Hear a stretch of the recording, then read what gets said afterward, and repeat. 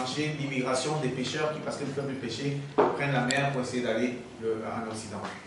Et il venait faire un plaidoyer, je lui disais que c'est bien de faire un plaidoyer. Les gars, le capitalisme s'en fout de ton plaidoyer. Le truc aujourd'hui, c'est comment ton association s'organise avec d'autres associations africaines. Quel est le levier que vous pouvez créer pour que, quitte à ce que, vous savez, aujourd'hui, je vous dis aujourd'hui, imaginez par exemple, vous allez voir des ingénieurs et tout. Vous dites à ces ingénieurs, est-ce que vous pouvez nous créer un truc qui fait que quand on jette ça dans ces eaux-là, tous les poissons là fuient dans l'intérieur du Sénégal? C'est possible aujourd'hui de créer des choses qui font que les gars, ils arrivent, ils versent ça sur toutes leurs frontières et tout. Tous les poissons fuient à l'intérieur du pays. Créent des vibrations qui ramènent. Donc les pêcheurs là, ils vont tourner là-bas, ils vont rentrer chez eux. Donc aujourd'hui, c'est comment est-ce qu'on pense à contrecarrer.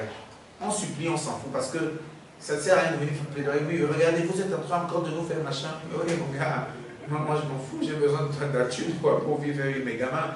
Ici, là-dedans, crie comme tu veux, c'est ton problème. Donc, on n'a pas compris que ça ne sert à rien de crier, on ne s'entend pas, on ne va pas t'entendre. C'est comment nous on crée des contre-pouvoirs pour cela. Donc, c'était un peu aussi pour dire cela. La deuxième question, c'était quoi? C'était comment, dans une démarche artistique, on réussit cette transposition de message. Ouais.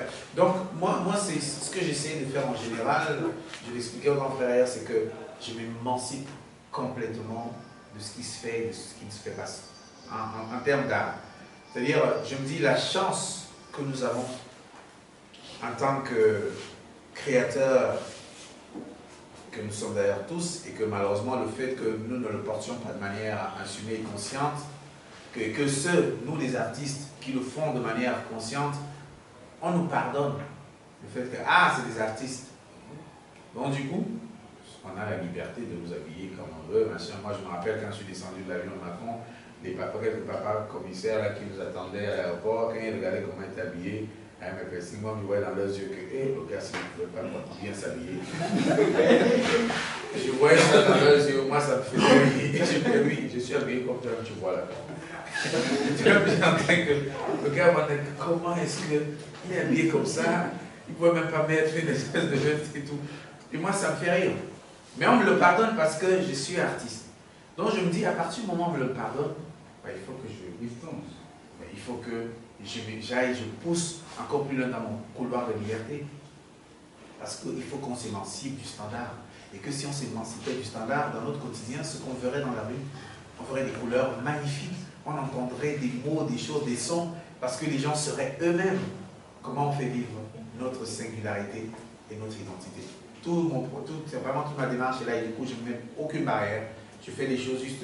Pour moi, la seule barrière, c'est comment est-ce que je le ressens, comment est-ce que pour moi ça va. Et donc, j'essaie d'utiliser tout ça pour faire passer au maximum mes messages de manière à ce que authentique et de manière singulière.